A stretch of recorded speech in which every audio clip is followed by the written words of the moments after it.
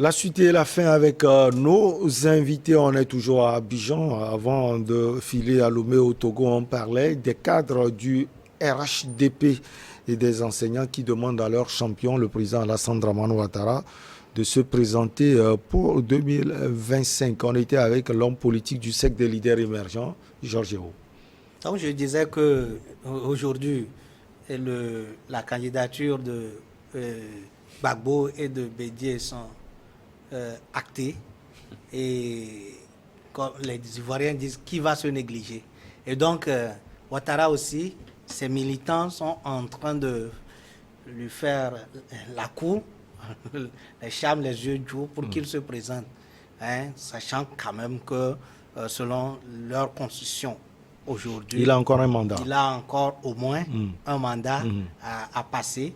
Et vous savez, la démocratie telle que c'est conçu, c'est la loi de la majorité. Quand la majorité est d'accord, ça exclut l'unanimité, comme je viens de le dire. Parce que si on doit concéder l'unanimité, c'est que cela veut dire tout simplement que chacun, ou bien chaque Ivoirien, a le droit de veto. Alors que quand on parle de la majorité, on parle tout de suite de l'équité, de l'égalité, qui permet de considérer chaque Ivoirien comme étant un être égaux et qui permet à que sa voix compte.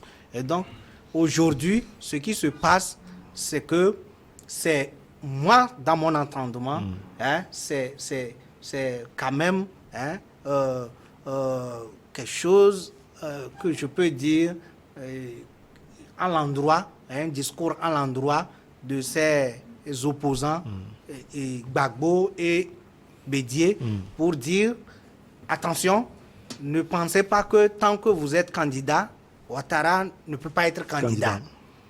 Mais si aujourd'hui, eux tous, ils s'asseyent pour faire table rase, je crois que c'est ce qui s'était passé au Bénin avec les Kérékou et les Soglo. Si les trois s'asseyent pour dire, mais écoutez, nous sommes âgés, qu'est-ce que nous devons faire unanimement?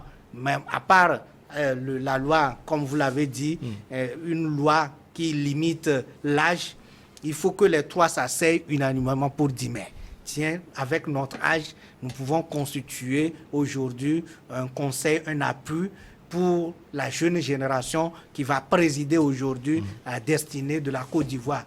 Et là, je pense que c'est mieux pour les trois, parce que ça risque de redevenir l'événement de, je crois, 2010-2011, où il y avait les trois aux élections, et vous avez suivi la crise post-électorale de la Côte d'Ivoire. Alors que la Côte d'Ivoire n'a pas fini avec ces crises-là. Vous l'avez souligné tout à l'heure avec Soro qui est en exil, qui a été vraiment un appui déterminant pour le président Ouattara, mais qui, avec aujourd'hui des discours incendiaires, les discours qui prônent, c'est-à-dire qui démontrent sa frustration et la violence. Il avait demandé aux forces armées de prendre le pouvoir. C'était en 2020. Vous devez savoir que la Côte d'Ivoire, avec ce schéma, n'est pas encore à l'abri d'un certain nombre de choses. Et donc, ce qui doit être conseillé aujourd'hui, oui, c'est de peut-être dire à ces trois dinosaures que oui, on a vu le Gbagbo qui a fait pratiquement 10 ans, Ouattara 15 ans, et comment vous l'appelez, Bédié aussi, il a fait 4 ans, je pense. 4 ans ou 5 ans. Et donc, vous avez goûté et votre âge ne vous permet pas, avec ils ont goûté, mais c'est déséquilibré. Tout ce que, peut-être que les autres veulent le combler. Tout ce qu'on connaît de vous, tout ce qu'on connaît de vous, c'est de œuvrer pour la réconciliation effective de la Côte d'Ivoire et de ne pas toujours avoir en tête qu'il faut encore gouverner la Côte d'Ivoire, parce que Gbagbo, il va démontrer quoi encore à la présidence? Bédié va démontrer quoi encore?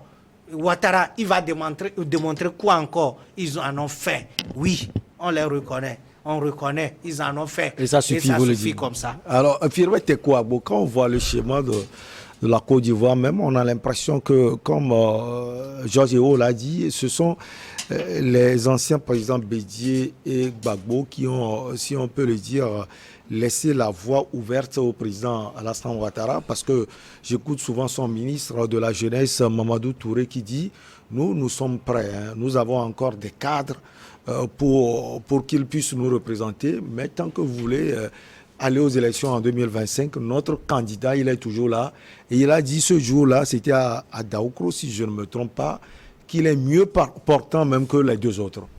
Oui, vous savez, avant de répondre à cette intéressante question, vous avez posé une question par rapport aux panafricanistes. Tout à l'heure, à Louis. Vous croyez qu'on a des panafricanistes, ceux-là qui sillonnent les réseaux sociaux, qui se disent panafricanistes, ce sont eux que vous appelez panafricanistes, ce sont les premiers terroristes de la région africaine.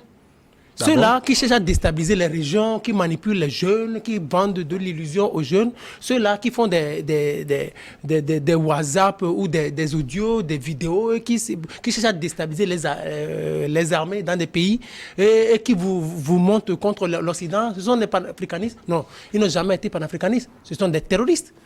Ils sont des terroristes. Ceux-là, moi, je mesure bien mes mots. Ce sont des terroristes. Ils sont tous qui cherchent à déstabiliser le continent. Les terroristes font quoi? Ils viennent, ils vous tuent, ils vous déstabilisent.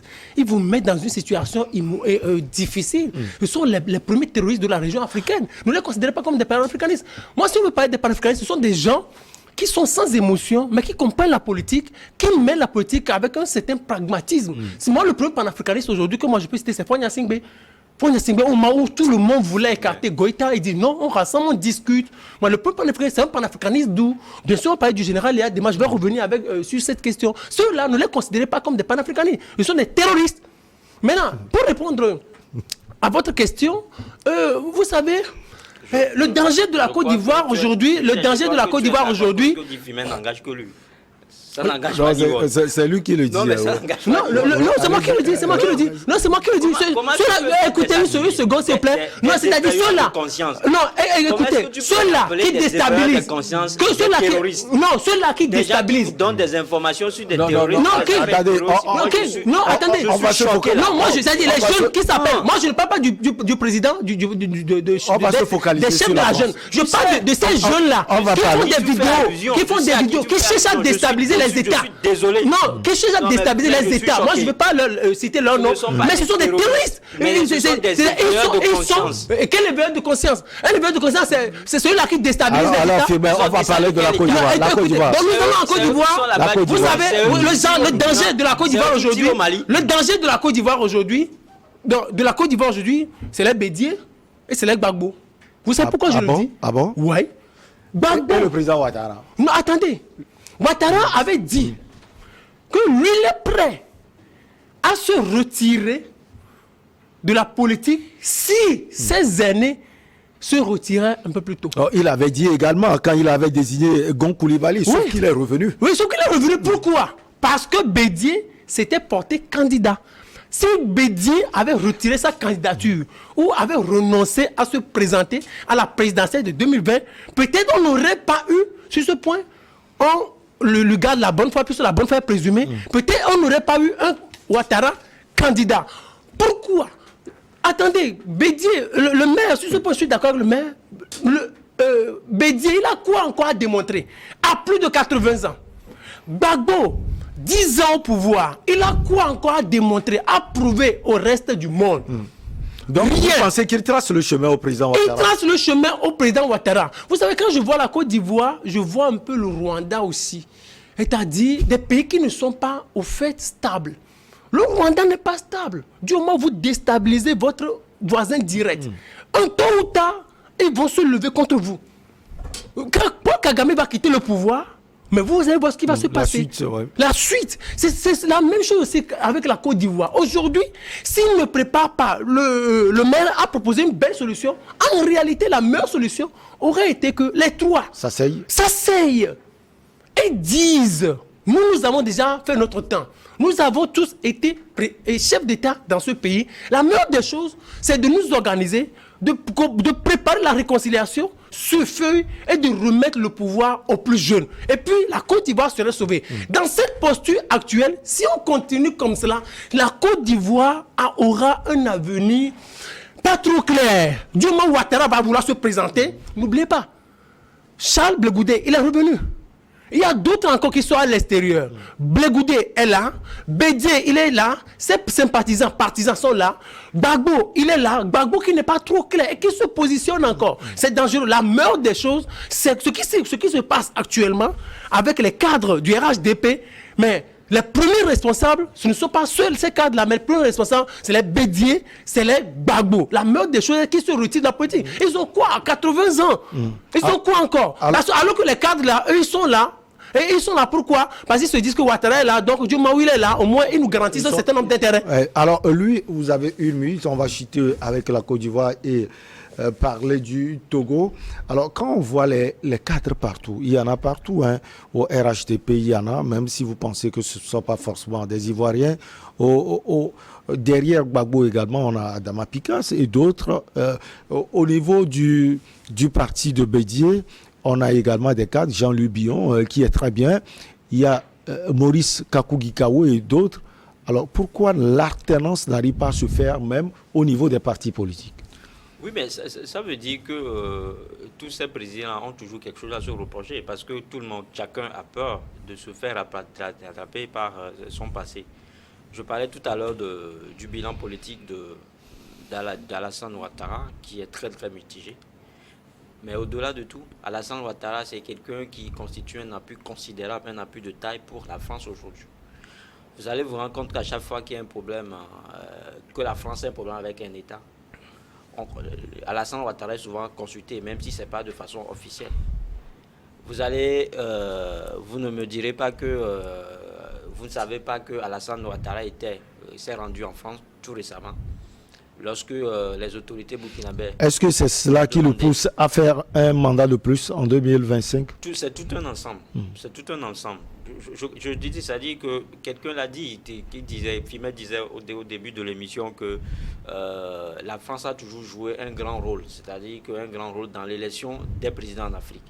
C'est ça en réalité. C'est-à-dire que quand quelqu'un parle de tournant décisif, quand quelqu'un change de mentalité, de changement de mentalité, c'est ça aussi. C'est-à-dire que nous sommes arrivés à une époque où les Africains veulent avoir leur propre président. Des présidents qui leur sont attentifs, des présidents qui connaissent les réalités du pays et veulent justement sonner le glas, ce qu'on appelle l'émission étrangère dans la politique africaine. Donc malheureusement, Alassane Ouattara, il est dans cette posture-là. Il a un soutien indéfectible de la France. C'est ce qui fait qu'à un moment donné, il ne veut pas partir. Il ne partira pas parce que c'est des gens qui ne cherchent que leur propre intérêt.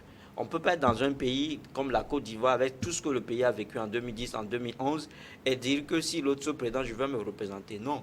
À un moment donné, il faut qu'ils comprennent qu'en le faisant, il fait du tort. Ou bien donc, lui, il peut partir, les autres peuvent venir. C'est ce que vous voulez dire? C'est parce qu'il a peur pour sa sécurité. C'est un homme qui a peur pour sa sécurité. Quelqu'un monte la voie. Quelqu'un soit décisif pour dire que non, je ne veux pas suivre peut-être des autres. Ce n'est pas une concurrence en soi. C'est-à-dire que c'est le bonheur, c'est l'épanouissement du peuple ivoirien qui compte. Donc, on est tous unanimes qu'aujourd'hui, les trois là constituent un problème. Quand ils viennent au pouvoir, ils constituent des problèmes pour le peuple burkinabé. Donc, à un moment donné, il faut que quelqu'un d'entre eux prenne le lead, il faut que quelqu'un soit à la hauteur en fait, des choses. Une seconde, monsieur. Il faut que quelqu'un prenne de la hauteur pour dire que moi, je me retire. Ça pourrait peut-être servir de leçon aux autres. Le bon sens voudrait aujourd'hui que les trois là ne se présentent plus. Parce que la concurrence se trouve à tous les niveaux. Ils sont des belligérants, des parties prenantes dans la crise post-électorale de 2010. Donc aujourd'hui, il n'y a plus question que ces trois personnes-là se retrouvent encore. La proportion ou bien la probabilité que 2010 ou 2011 se répète est tellement forte. Ainsi, je voudrais dire à mon frère Firmin que quand on parle de panafricanistes aujourd'hui, dans ce monde... Ce ne sont pas des gens sur les réseaux sociaux. Non, en fait, c'est une identité. Et puis, étant panafricain et panafricaniste, on n'est plus en droit de tirer vraiment sur nos frères comme ça, les qualifiant de terroristes, de déstabilisation. C'est vraiment bon de les critiquer. Non, monsieur le maire, sur ce point, je vais vous arrêter. Moi, ceux-là qui cherchent à déstabiliser les États, ceux-là qui envoient des réseaux sociaux pour donner des informations sur vos armées, moi, je ne peux jamais accepter qu'on cherche à déstabiliser mon pays et puis moi, je vais rester comme ça. Non, attendez. Non, attendez, c'est ma position. Ça ne vous engage pas. C'est ma position. Moi, ceux-là, ce sont des terroristes. La catastrophe. Moi, je ne peux jamais les cautionner. Allez, la catastrophe aérienne de Sarakawa, on se souvient, c'était un accident aérien survenu, c'était le 24 janvier 1974 à proximité de la petite localité de Sarakawa dans le nord de la République du Togo. Alors on commence par vous en politique, Georges Ewo. Ça s'est passé le 24 janvier 1974. C'était jeudi ou bien c'était plutôt mardi 24 janvier 2023. On peut se tromper aussi. C'était hier. Ça fait 49 ans. Ça vous rappelle quoi? Je sais que sûrement que vous n'êtes pas encore né en 1974. Vraiment que je ne suis pas encore né, effectivement. Ouais, on a entendu parler de cette histoire de Atata de Sarakawa où l'hélico du feu président Eyadema était, je crois, a eu un accident, il y a un crash au niveau de Sarakawa et il était le seul survivant d'ailleurs où il était rejoint par le général Ameyi.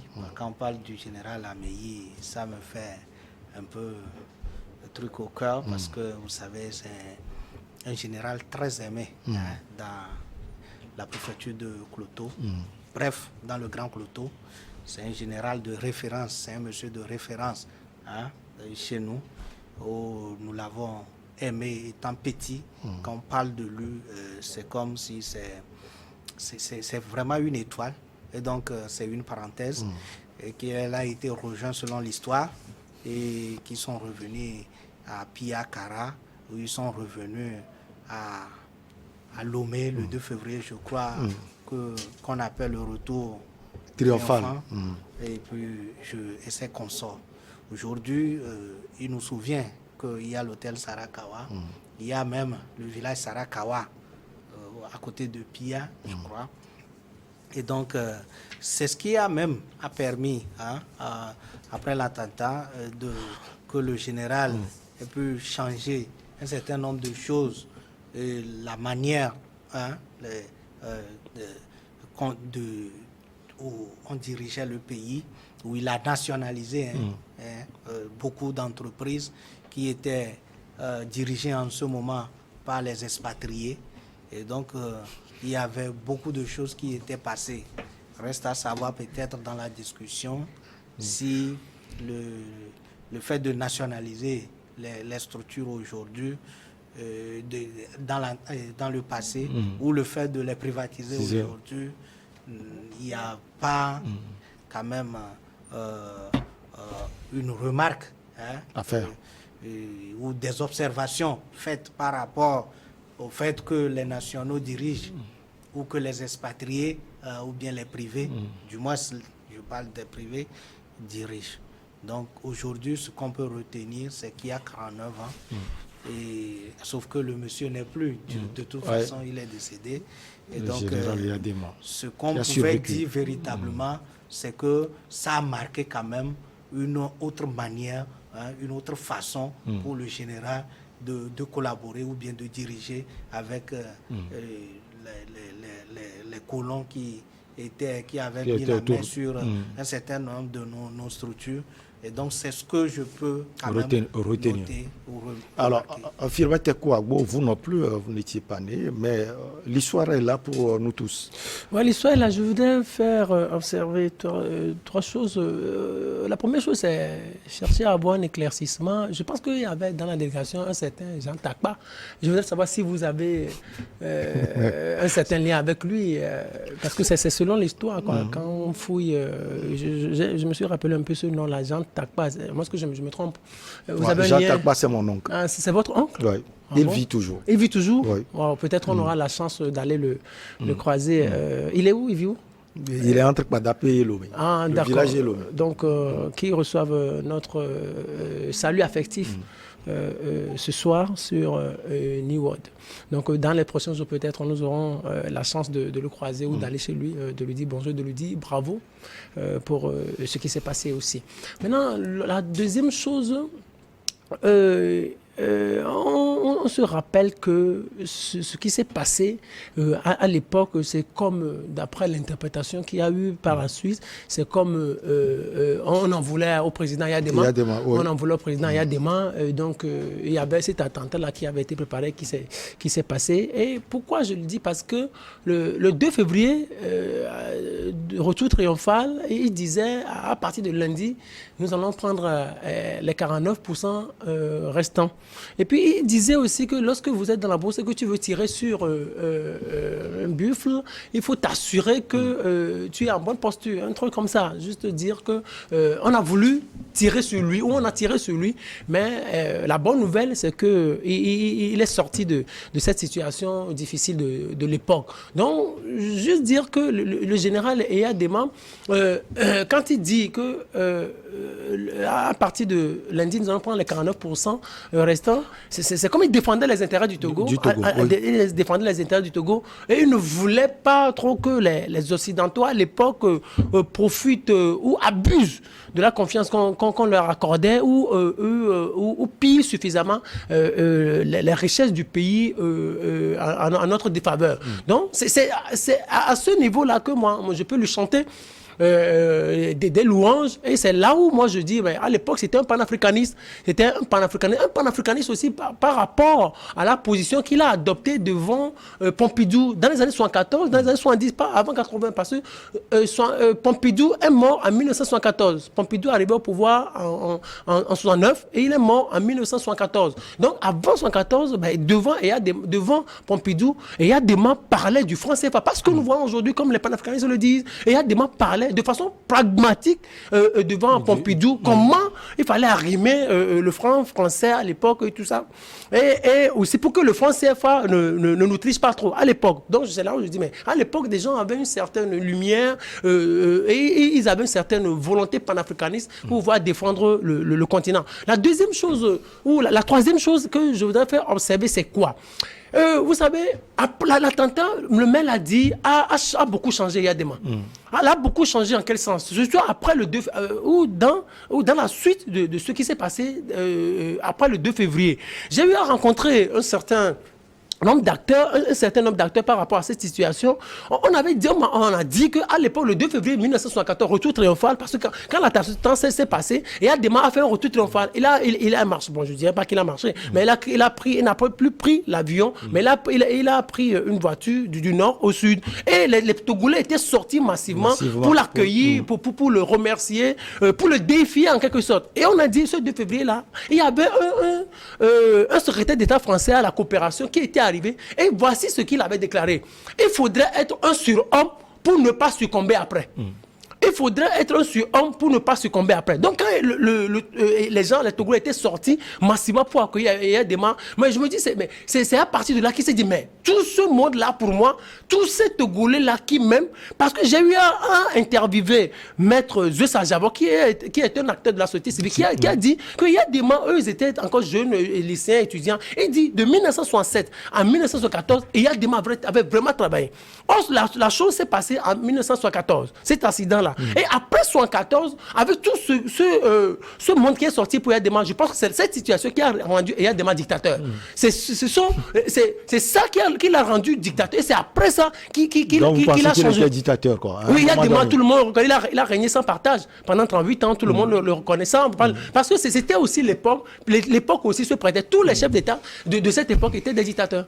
Alors, Louis Kabako, qu'est-ce que vous pouvez retenir de cette date? Ce que moi je retiens, 49 ans, c'est vrai que je n'avais pas vu le jour, en fait, à ce moment-là. Si le monsieur le maire n'a pas vu le jour, vous, attention. C'est que l'attentat a eu lieu quelques jours après que le feu général Eyadema a annoncé la création de l'Office togolais des forces passes qui justement constituait une menace ou bien qui était en concurrence avec une compagnie togolaise des mines du Bénin qui était à capitaux majoritairement français.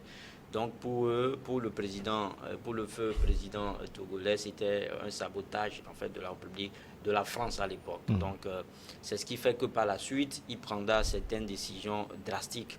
Maintenant, ce qu'il faut savoir, c'est que généralement, les archives qui constituent des documents de base pour l'historien ne sont disponibles qu'après 30 ans. C'est-à-dire que quand des événements urgents se produisent dans le temps, personne ne sait réellement ce qui s'est passé. Il va falloir justement attendre au moins une génération pour que les acteurs soient vieux ou bien pour que les enfants des victimes de l'événement n'aient plus la capacité de créer d'ennui à qui que ce soit.